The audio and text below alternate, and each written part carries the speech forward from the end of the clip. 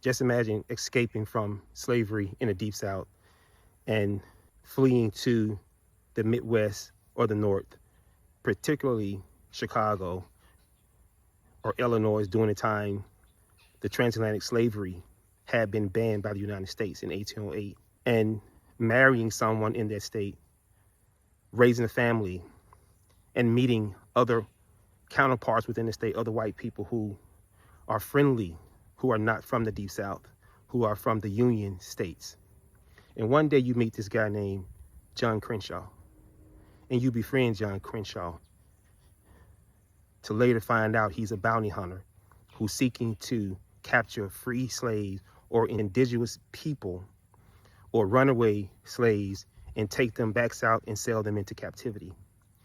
Well, I'm standing in front of John Crenshaw's home. He is considered a monster in slave history. Between 1840s and 1860s, he was a bounty hunter for hire for the southern plantation owners. He went throughout the Midwest and the North capturing freed Africans, freed indigenous people, and runaway slaves, bringing them to this house, chaining them inside of torture rooms. This house had dungeons inside of it. There are over 15 rooms, and half of the rooms were rooms where he kept slaves tied to all different types of things and didn't feed them. He kept them here until he found the right bidder of a plantation owner down south to sell them to. This took place for over 30 years. He captured thousands of freed blacks and indigenous blacks and runaway slaves, and he brought them here.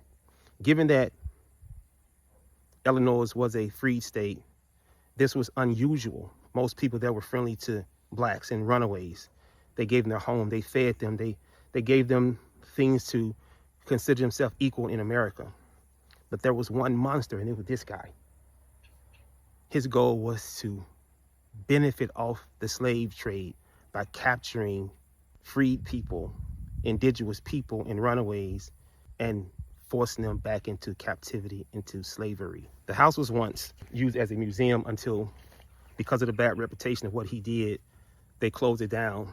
The city began to receive poor publicity for even using this as a museum to share to people who came to see it. So they closed it. Since then, for the last 15 years, it has been abandoned.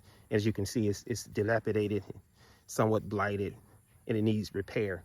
Basically, to travel here, you have to go inland off the beaten path for at least 2 hours to get to this location. So it's very, very deep inland.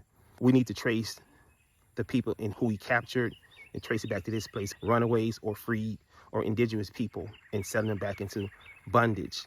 This is way before the Civil War. Civil War began in 1860, 1863, 64, 65. We're talking about the 40s to the 60s. If there was an opportunity for me to go inside the house, I would love to go in there. I would love to see those rooms where he tortured those black people for months on months at a time. And he held them in captivity until he could find the right bidder to actually purchase them. So he wasn't running a plantation. He was running a business of selling free African Americans or free blacks back into slavery. That's what he ran. He profited off being a bounty hunter, capturing free people. He socialized amongst free states for the intent of capturing blacks just walking the streets and putting them into bondage. Some of the people who had never experienced slavery before. If this is interesting to you, please research John Crenshaw and learn more about his history. And so John Crenshaw was great for business for southern plantation owners. Given that in 1808, the United States banned the transatlantic slave trade, Europeans could not go back to Africa and kidnap Africans and bring them back to the United States as slaves. There was a migration of slaves or African slaves in the South that was being migrated towards Alabama, the new territory for the United States. And that territory needed to be filled with enslaved Africans. So how did they do this? One way they did it was they turned most of the territory in Kentucky into breeding grounds. So they allowed Africans to be bred there in Kentucky to populate the new territory of Alabama. But also the bounty hunters across the country created a great business of capturing freed Africans, runaway Africans, and indigenous blacks, natives, and selling them deeper south into Alabama territory and other territories in the South.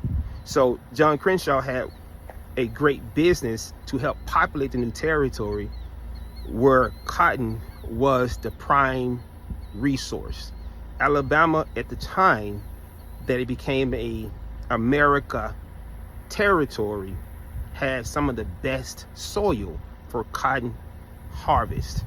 John Crenshaw, other bounty hunters, as well as the breeding grounds or plantations in Kentucky, became a booming business for slave trade and slave plantation owners in the Deep South. This is Dr. Mario Wallace with the Black History Scavenger Hunting. Peace.